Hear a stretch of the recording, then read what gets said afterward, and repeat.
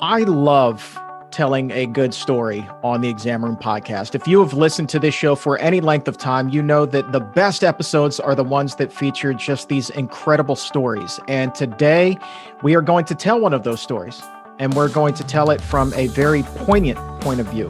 From the point of view of a woman who is not only a huge supporter of the Physicians Committee and this show, but the point of view from a woman who is really wondering about legacy.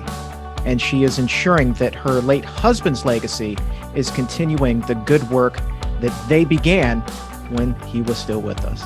And with that, we welcome Alysoun Mahoney to the Exam Room. Alysoun, thank you so very much for being here. Thank you, Chuck. And may I just say, as a sponsor of the show, it's really cool to be on the other side of the camera and the other side of the mic today. Well, it's long overdue, for you to be here. So often, we have mentioned the Gregory J. Reiter Memorial Fund on the show, and I know that you're very active in the chat room during the Exam Room Live. You're one of the exam roomies who tune in every day. So it is really, it's really nice to actually have you as a guest on this show. Long overdue. So thank you for making the time. Are you ready to do a little storytelling? I am. So you have just an incredible love story that I think I would love to share. You and your late husband, Greg, were just so passionate about animals. And I would love to just kind of start from the beginning. We've heard about the Gregory J. Reiter Memorial Fund, but really, who was Greg? Who was he? Shed some light on this man for us. Sure. So he was my husband. We were married for 23 years. He had a relatively short life, just 52 years, but it was a very full 52 years. And he was always a kind of a driven guy. He was in the finance industry where you have to be. But he had another side, which is that he was always looking for opportunities to be helpful to people. And I think this started when he was a kid. He was raised in San Diego, California by an immigrant mom who had come from Taiwan with a Navy guy. And then that guy, Greg's dad, left pretty early on. And so his mom really struggled to keep the family together. And when Greg was just 6 years old, he stepped in and realized his mom couldn't handle the family finances. So he started balancing the family checkbook. And that really set a pattern for the rest of his life, both his drive to lift his little family out of poverty and the satisfaction that he got from being helpful. 6 years old, already balancing the family checkbook. I'm just going to go out on a limb and say Greg is was an exceptionally smart kind of guy, right? Obviously, I thought so. I was biased. So when did you two come into each other's lives? Yeah, thank you for asking that question. So we had both gone to grad school at the University of California, Berkeley, and we had gone out to New York City to start our careers. And we were members of our Alumni Association's New York chapter. And one night they held an historic tour of Greenwich Village taverns, and we both joined that tour. And we met at maybe the third or fourth stop on the tour. And guess what? We were pretty inebriated when we met, but it was love at first sight. And we started seeing each other the next day and the next and the next. And we realized that those drunken instincts were actually pretty right. And so we were engaged a short 8 weeks after we met each other. And we moved back to California. And so we had met on October 24th, 1991. We never forgot that exact date. And we decided that it would be symbolic to hold our wedding on the first anniversary. And then we were married on October 24th, 1992. Daggone. When it's right, it's right. And even if you do meet on a tavern tour, you're the exception, not the rule. This is just fantastic. I told you at the top this was going to be a great story. I'm assuming, though, Alysoun, that on this tavern tour, when you first met in New York, there weren't a whole lot of animals. I mean, there may have been party animals, but not necessarily the type of animals that we are concerned with here at the Physicians Committee. So, when did you all's passion for animals develop? How did that come about? Right. Thank you. So we had both had cats and dogs from time to time growing up. And we adopted our first cat just a few weeks after our wedding. But that's not terribly unusual for new couples, right? But I think what was a little more unusual was that pretty early in our marriage, animals became the central focus of our personal time. And we adopted, during the course of our marriage, 17 animals. This was important to me. I counted exactly. And not only was that a fairly large number of animals, but we took in a lot of difficult cases, animals who had nowhere else to go. Senior animals, animals who had been found on the street, and animals with extreme behavior issues. So I think that was a little bit different. And then in the final 2 years of Greg's life, he decided that we were going to expand from cats and dogs to also rescuing horses, like the horses you see in the background here. And we didn't have any experience with horses, so it was quite a leap of faith. And I probably wouldn't have done it on my own, but he never shrank from a challenge. And it worked out, and I'm proud that this is something I've continued since his passing. Absolutely, that's fantastic, and those are your horses in the background. What just beautiful shots. I wonder if Greg's, getting that drive at such a young age, taking care of the family, balancing those checkbooks at 6 years old, helped him, build this great, big, huge, compassionate heart, and that's part of the reason why he was driven, and the two of you then became driven to help animals. Yeah, and it went beyond our own animals pretty early on.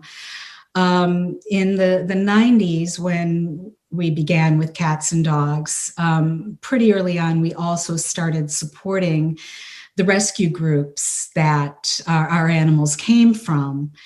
And then we had this sort of epiphany in the year 2000. I'll never forget this. We were both working in San Francisco, and one weekend we learned about a sanctuary for farmed animals just outside the city. And we went to take a tour of that, and we met chickens for the first time. And meeting those chickens and getting all the information that the tour guide provided really opened our eyes both to, the individual personalities of all animals and all the systemic issues with industries that use animals for food and other purposes. And so from that point, we also began supporting organizations that were working more broadly for animals of all species and working for systemic change to make the world a better place for animals. Before we move on, I'm curious, can you tell me a little bit about the personalities of chickens? I'm not familiar. I've not had much of an encounter with chickens yet, and you have absolutely piqued my interest. So I remember in particular one hen named Alina, and she was in she was in a coop with a bunch of other animals, but then they had a larger fenced area where they could walk around during the day. And when human visitors came to see them, Alina was the little ambassador. She would come to the entrance to this fenced area to greet the visitors and then lead them to the coop where all the other hens were. And she loved to be held. She would make this sort of purring noise. And then when it was time to leave, she would follow the human visitors back to the gate to sort of, bid them farewell. I never forgot that. Oh, man. So you're developing all of these relationships with these animals. You're discovering all of these personalities. When did the two of you then decide to go vegan? I'm assuming that everything that you're learning and experiencing all kind of played into that. Yeah, so we went vegan in stages. And the first stage was actually in the summer of 1992 when we were in process of planning our wedding, and we were driving up California Interstate 5 from Los Angeles to the San Francisco area. And there was this mega steakhouse on the interstate that was a popular place for tourists to have lunch along the road.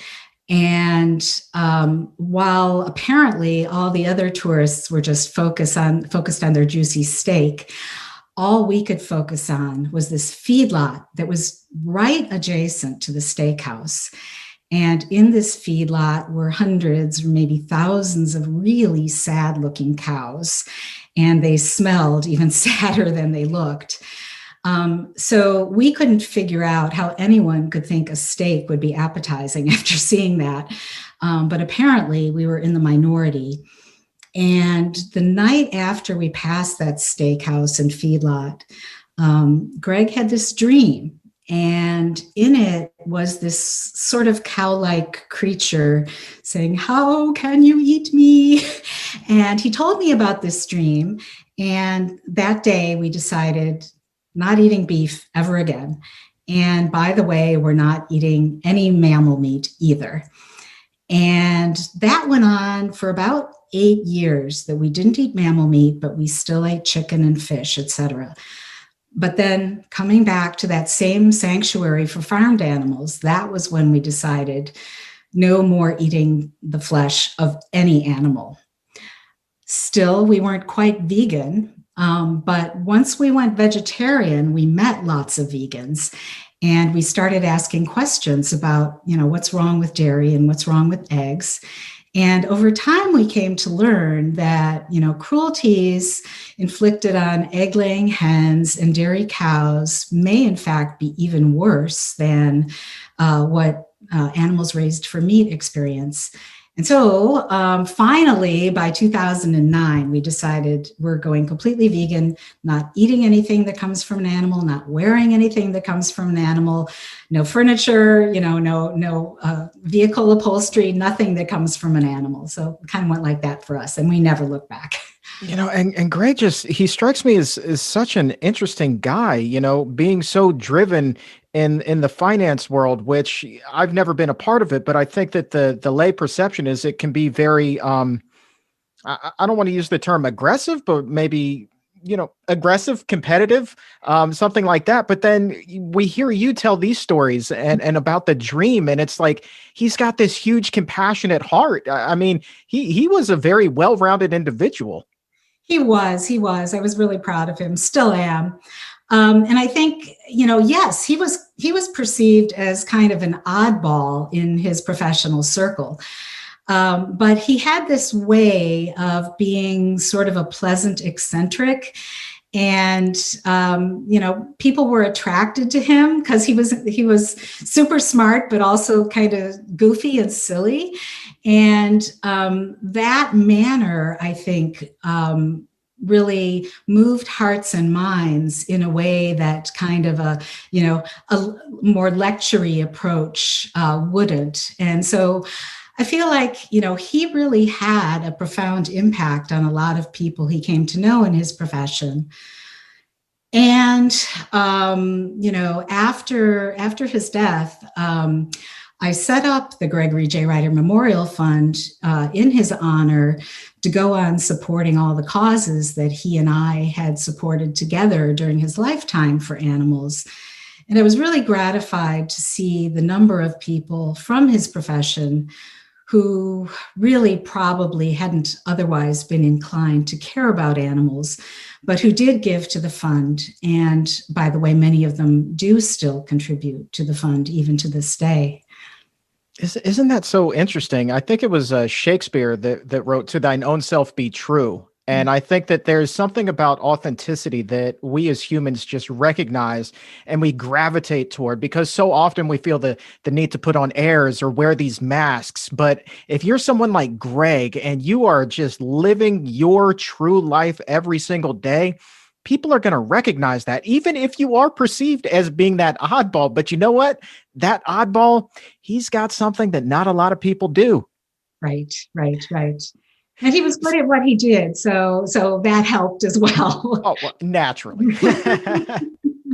I'm curious. So before his passing, did the two of you get the opportunity to talk about what it is that you may want to do upon your passing? Had you put any plans in place? Right. Well, because he died in an accident, we didn't really have the opportunity for those deep discussions that some people do. But we, if you talk about legacy planning, sure, we had from time to time talked about, we should probably do a will.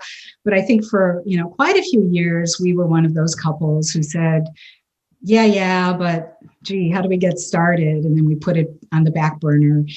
But one day, one of the major animal rescue groups here in the Washington, D.C. area held a workshop with an estate planning attorney who happened to focus on pet trusts. And Greg went to that workshop and he liked what he heard. And so shortly thereafter, we decided to hire her to be our attorney. And we worked with her to prepare our first will and our first full legacy plan. And I remember it distinctly. It was in October of 2011 when we did that first plan. And basically, we had three goals. We wanted to provide for our human family, like pretty much everyone does, right? But our families were pretty small, so that was relatively easy in our case. But then there came our companion animals, and initially we had our cats and dogs, and then at the end we had our horses too. And so we spent a lot of time figuring out how to plan for them. And then last but not least, we wanted to leave resources for organizations like PCRM, all of the organizations focused on different aspects of advocating for animals that we were already supporting with our annual giving. You know what? I think that there may be some people listening right now or watching this, and they're probably saying, so they were able to figure this out, but it still seems like this overwhelming, complicated process. And as you said, I don't know where to begin. So how difficult really was that process for you to begin to get your plans in order?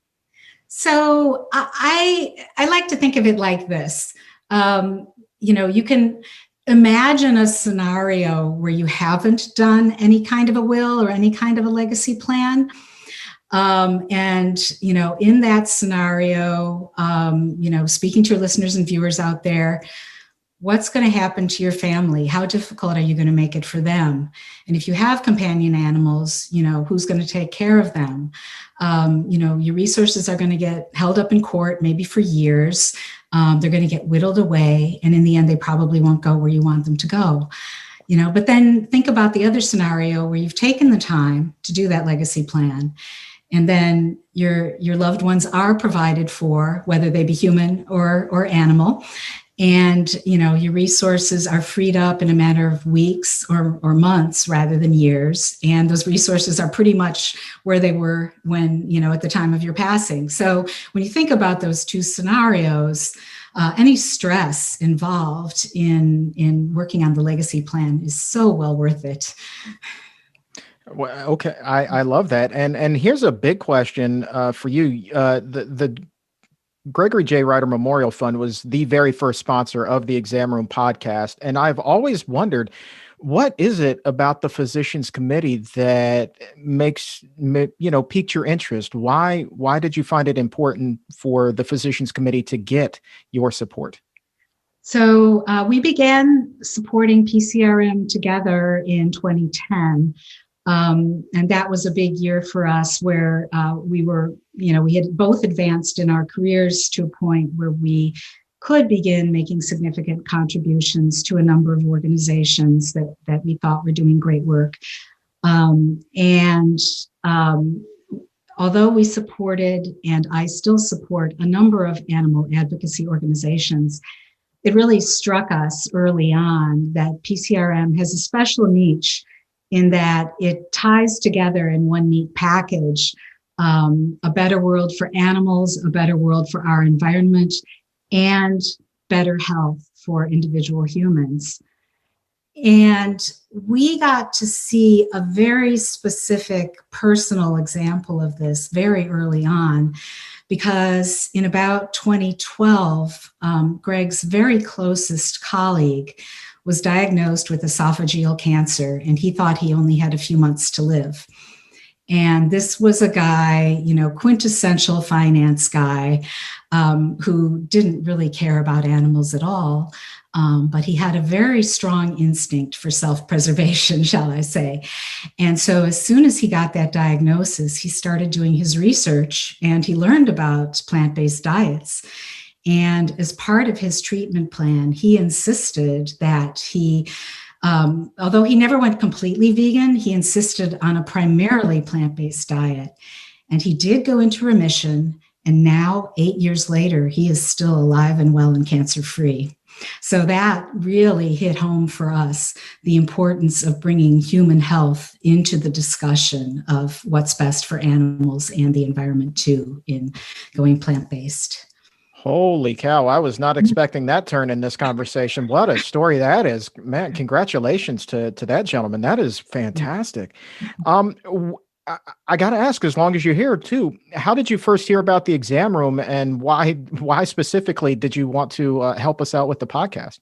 Right. So, I am really proud that I was one of your early sponsors. I feel like a proud parent here, because you should be. I started sponsoring you when you were a once a week podcast, and now you're, I guess, a twice a week podcast plus the daily Monday through Friday Facebook Live broadcast, right? Yeah, we're staying busy. And so, I've talked about, the guy that Greg was, right? And, he went around the world traveling for his work, and he always looked for opportunities to squeeze into a discussion some mention of veganism and the reason for his personally being vegan. And now that he's no longer here on this earth to do that, there's this great gap, and I'm always looking for ways to fill that gap. And your program is so perfect for this.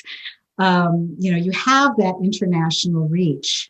And, you talk about, plant-based diets, and you talk about, getting animals off the plates and out of labs and out of medical training in a way that, it's really hard for anyone to disagree with. And, in this time of the pandemic in particular, when so many people are just to the point where they want to turn off the news altogether, your programming to me is just, it's real, and yet it's very hopeful. And that's a really difficult balancing act. And I just think it's wonderful what you're doing. And I'm really proud to support you. Thank you. You are someone who gets it. I mean, we like to have fun. We definitely don't like to put on airs or wear masks. We kind of have adopted the Greg philosophy and, be yourself and be authentic and get that good information out there. So thank you so very much. That is a huge compliment. And you mentioned the pandemic, and there's just so much stress that goes with it. And I think for a lot of people also, when it comes to legacy giving and getting those types of plans in place, that can also be a very stressful thing. So how does it feel for you knowing that you have these plans already in place? It gets back to me to envisioning the future for my animals. I know that when I'm no longer here, I have resources set aside so that my animals will be well cared for, that people I trust can step in and give them the care that they need. I know that my human family members will receive the resources I want them to receive. And I know that organizations like PCRM and some others that are doing great work for animals will have some left over so that they can go on doing great things for animals when I'm no longer here. Well, let's talk about those great things. Talk to me a little bit about some of the successes that have come about because of your support. Thank you for asking that question. So, if I may, I'd like to start with a personal response to that. That I think because of the legacy planning that Greg and I did together, I've been able to go on caring for the animals that we had at the time of his death and to continue adopting new rescued animals. So altogether in my life, I've rescued 21 individual animals, cats, dogs, and horses. Then beyond that, some of the resources that I've been able to give have gone to organizations that are rescuing animals in the thousands. So that ranges from backyard dogs being freed from chains, animals on farms, cows, pigs, sheep, goats that have been rescued and brought to sanctuary, or monkeys in government labs that have been taken out and brought to primate sanctuaries. So there's that level. But then last but not least is the level of systemic change for animals. And that's where organizations like PCRM come in. And I think the best example of this is when the U.S. Environmental Protection Agency in September 2019 announced with a PCRM representative at the table that by 2035, they were going to phase out all mammal testing. And I know PCRM had been working for this for years. Two other organizations I've also supported have been working on this for a long time. And of course, I was one of many who contributed to this initiative, but it's a really profound initiative that will save 100,000 animals a year, according to estimates. And so it's just immensely gratifying to be able to do that with Greg's legacy. Yeah, and I see you smiling as you talk about that, and I gotta think, Greg is probably looking down somewhere and saying, "Man, I'm feeling pretty good about everything that this is, that is happening as well." He's got to be happy, right? You would think he would be happy with all of this, right? I do think so, and we didn't have human children.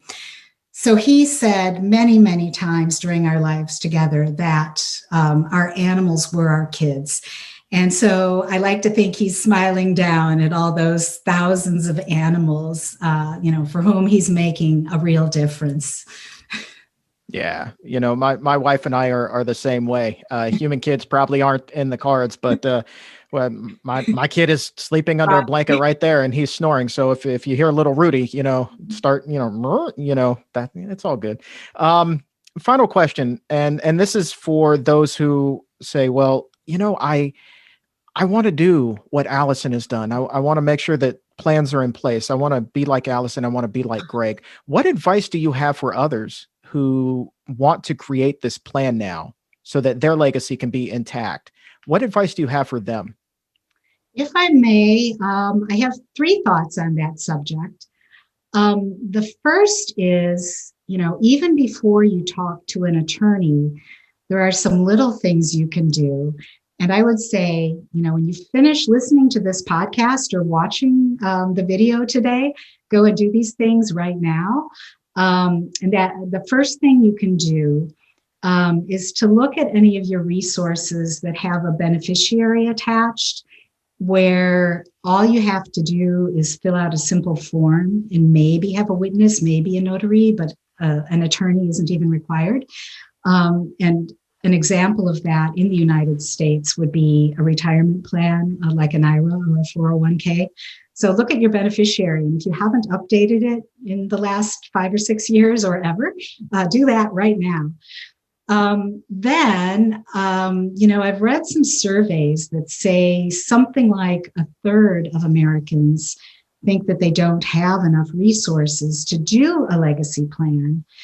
And, granted, in this year, this is not a year that people feel especially wealthy, But even if you have a checking account and a savings account, you probably have enough resources to do some sort of a simple legacy plan at least. And finally, from what I've read, the very biggest reason that most people don't do a will or any type of legacy plan is that they say they just haven't gotten around to it. And, listen to my story. My husband was a healthy, active vegan, barely sick a day in his life, and yet an accident happened, So, I'm a living example that, you have to do these things today because none of us are promised tomorrow. Alysoun, thank you so much for coming on today and sharing your story and telling us a little bit about who Greg was. I learned so much today, and so it's so nice to get the backstory as to who Gregory J. Reiter actually was.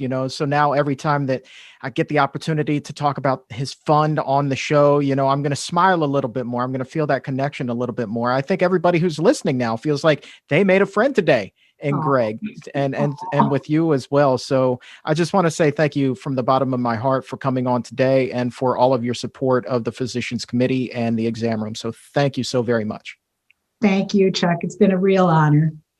Continuing our discussion about legacy giving here on the Exam Room podcast brought to you by the Physicians Committee, we just heard the wonderful story of Greg Reiter and Alysoun Mahoney and how Alysoun is honoring Greg's legacy by continuing to support his passion and his love for animals after his own passing and all the good work that's coming out of that. And so now to continue the discussion, because a lot of people are probably saying, well, I want to do exactly that. Well, how do I do it? I want to welcome our Director of Legacy Giving here at the Physicians Committee, Kim Intino. Kim, thank you so very much for joining us. Oh, thank you so much for having me and having the podcast be on this important issue. How great was Alysoun's story? Isn't that incredible? It was just, I have heard it before. I've talked with Alysoun before, but the way that she just came out with so much emotion and so much really pointed information was just fabulous. I love it so much. And I've talked about this on the show before, getting my start in media, doing a love song show. That portion of their story really stands out to me. The fact that, when it's right, it's right. And so that love you can really tell it's there to this day. And it never goes away. And I think that it's that love that is also driving Alysoun to continue to honor Greg's legacy in the way that she has. So I'm really excited now because there are so many great love stories out there and so many people who want to continue to honor their loved ones' legacies or make sure that their own legacy is set up in place. So let's talk about first, specific for the Physicians Committee, how important are these legacy gifts? They are incredibly important because approximately 15 to 25% of Physicians Committee's budget every year, the income comes from people's estate plans and their bequests. 15 to 25% of our income every year comes from that. Wow. I had no idea it was that much. I always thought it was just the donate button on our website, to be honest with you. No. And, as a matter of fact, a bequest that someone leaves, their legacy is often the largest gift that they ever make in their lifetime. Wow. I did not know 15. Wow. Okay. So we are talking something that is of the utmost importance here. So let's talk about maybe the different kinds of legacy gifts that our members tend to make. I didn't realize until we started talking about doing this episode that there were multiple kinds of legacy gifts. So what are the various kinds here? There definitely are. And as Alysoun mentioned briefly, some of our members choose to do a charitable gift annuity. Other members will name the Physicians Committee as a beneficiary, either on their IRA, their 401k, or even their life insurance policies. And some just, say that it's the will that I want to do. In fact, the majority choice of our members is to leave a bequest in their will for the Physicians Committee. And those bequests can be anything from cash, straight up cash bequests, to things like jewelry, real estate, rare coins, artwork, you name it. It all makes a difference. I didn't realize that there was such a wide array of gift giving. That's actually very fascinating to me. Is it easy for someone to actually update their will, though, and include the physician's committee on there? Or is this kind of a long, tedious, drawn out kind of a process that'll make you pull your hair out? While there does need to be some thought and planning, it isn't as challenging as people think. In fact, it can be quite simple to do and quite liberating once you've had it done. And actually, the physician's committee has a little cheat sheet of 5 simple steps that people can do right now, starting today, to get started in planning their legacy. And that first step is just get organized. Find all of your legal and financial documents that are around the house that represent the assets that you have and the bank accounts and just anything like that, and just get it all together. And then the next step, prioritize. Think about what's important to you. Who, is the person that you want to provide funds for? All your fuzzy animals, I'm sure, you want to take care of. And what are the charities and the organizations that really get your blood pumping and that you want to support? Take some time to think about that and to get that in order for yourself. The next step is think of a person that you trust who could serve as the executor of your will, or the one who's going to make sure that everything gets done. And then think of another person, because sometimes the first person you might choose is not able to do it or willing to do it. And so you just want to have a backup plan there. And of course, also, as Alysoun mentioned, really, we do suggest that people hire an attorney. And guess what? That does not have to be complicated or expensive. It can be quite reasonably priced depending on the type of will that you want to do. And there are a ton of resources out there. Physicians Committee can point you in the right direction of estate planning attorneys who would be wonderful at helping. And the 5th step, in case you were counting, is, how we say, maybe people know that in the world of real estate, you say location, location, location. Well, when it comes to your legacy plans, update, update, update. So anytime a life event changes every couple years, you'll want to look at that document and just make sure that it still reflects your values and your wishes and your hopes and dreams. Your values, your wishes, your hopes and dreams. I mean, that's what life is all about, isn't it? Values, hopes, dreams. So I know that coming up here in not too terribly distant future, you're actually putting on a webinar that's really going to help put a bow on this and put all of the pieces together. Talk to me a little bit about what it is that's happening on October 29th. We are so excited about this here at the Physicians Committee, and I invite all of our podcast listeners, our members, everybody out there who can hear this or view this to join us. On October 29th, it will be a Zoom webinar, and it starts at 6 p.m. Eastern Time. The webinar will feature Physicians Committee member Alexandra Overhoff. She is an estate planning attorney, and myself, and we're going to be walking you through the steps to create your amazing legacy. The way that you can register for this is head on over to pcrm.org/events and look for the webinar and register for it. It's free, in case I didn't mention that. And if by chance you register but you can't attend, and please be sure to register, we are recording it and we will email it to you. I will personally email it to you after it's done. So we're going to have so much information that I think will make people really jazzed and excited to get moving on this very, very important life event. Let me ask you this. We heard Alysoun mention that a lot of people probably think, well, I don't have enough to set up a legacy donation like we're talking about here. But what can you say to that type of belief? Is there such a thing as not enough, or how does this process work if somebody isn't, rolling millionaire deep? I'm so glad that you asked that, because it does come up all the time. And then I was thinking about it as I mentioned things like real estate and jewelry and coins. And sure, of course, those are wonderful, but You don't have to have all of that to make a difference. When you look at the 15 to 25% of our income that's made up of people's bequests, that's everything from a few $1,000s in their account to one ring that was their grandmother's, whatever it is. It can be make a huge difference. Think about the bigger impact that any gift can have years later. As Alysoun mentioned, contributions to Physicians Committee lead to major decisions from the EPA down the road. And the good news is everybody who leaves a legacy can have a little bit of that victory be a part of their legacy. And with that in mind, what final tips do you have for somebody who's considering joining us on October 29th and really wants to get going with legacy planning? Plan early, start today, and update often, for sure. And we also, the Physicians Committee, has a section of our website that is dedicated specifically to legacy planning.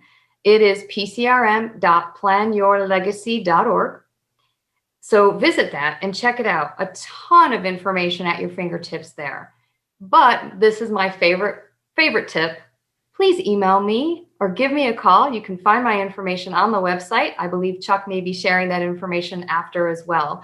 I will email you your own very private, personal, special copy of the 5 Simple Steps. And I'd be happy to talk with you about your plans, your hopes, your dreams, the things that are getting in your way. How can we remove those obstacles and help you create your legacy? Outstanding. And we'll go ahead and we will drop your email address and all applicable URLs in the episode notes. So if you're listening to this on Apple Podcast or whatever service, just scroll right on down and boom, one click away. It'll take you right there. You can fire off that email or visit the website. Kim and Tino, thank you so very much. This has been fantastic.